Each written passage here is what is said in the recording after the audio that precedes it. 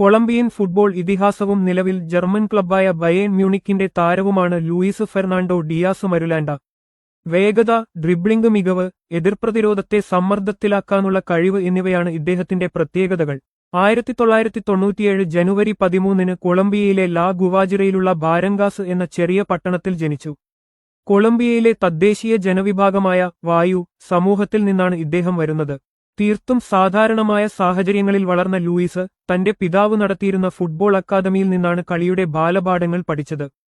കുട്ടിക്കാലത്ത് പോഷകാഹാരക്കുറവും ശാരീരികമായ മെലിഞ്ഞ ശരീരപ്രകൃതിയും അദ്ദേഹത്തിന്റെ കരിയറിലെ വലിയ വെല്ലുവിളിയായിരുന്നു. 2015 അത്ലറ്റിക്കോ ജൂനിയർ സംഘടിപ്പിച്ച ഒരു ഓപ്പൺ ട്രയലിലൂടെയാണ് ലൂയിസ് ശ്രദ്ധിക്കപ്പെടുന്നത്.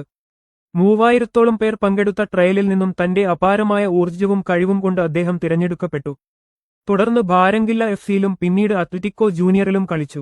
കഠിനമായ ഭക്ഷണക്രമീകരണത്തിലൂടെയും പരിശീലനത്തിലൂടെയുമാണ് അദ്ദേഹം ശാരീരികക്ഷമത വീണ്ടെടുത്തത്.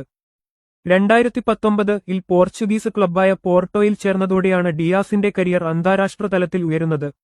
അവിടെ മികച്ച പ്രകടനം കാഴ്ചവെച്ച താരം 2 ലീഗ് കിരീടങ്ങൾ നേടാൻ ടീമിനെ സഹായിച്ചു.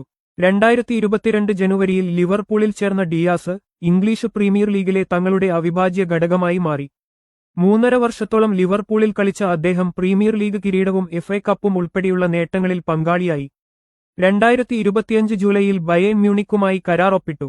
നിലവിൽ ജർമ്മൻ ബുണ്ടസ്ലിഗയിലെ ഏറ്റവും മികച്ച മുന്നേറ്റനിര താരങ്ങളിൽ ഒരാളായി അദ്ദേഹം തുടരുന്നു. 2018 കൊളംബിയൻ ദേശീയ ടീമിനായി അരങ്ങേറ്റം കുറിച്ചത്. 2021 കോപ്പ അമേരിക്കയിൽ ലയണൽ മെസ്സിക്കൊപ്പം ടൂർണമെന്റിലെ ജോയിന്റ് ടോപ്പ് സ്കോററായി മാറി. കൊളംബിയയെ 3-ാം സ്ഥാനത്തെത്തിക്കുന്നതിൽ അദ്ദേഹം നിർണായക പങ്ക് വഹിച്ചു. 2024 കോപ്പ അമേരിക്കയിലും ടീമിനെ ഫൈനൽ വരെ എത്തിക്കാൻ അദ്ദേഹത്തിന് സാധിച്ചു. ലൂയിസ് ഡിയാസിന്റെ ജീവിതം അത്യന്തം ദരിദ്രമായ സാഹചര്യത്തിൽ നിന്നും കഠിനാധ്വാനം കൊണ്ട് ലോക ഫുട്ബോളിലെ ഉന്നതിയിലേക്ക് വളർന്ന ഒരു വലിയ മാതൃകയാണ്.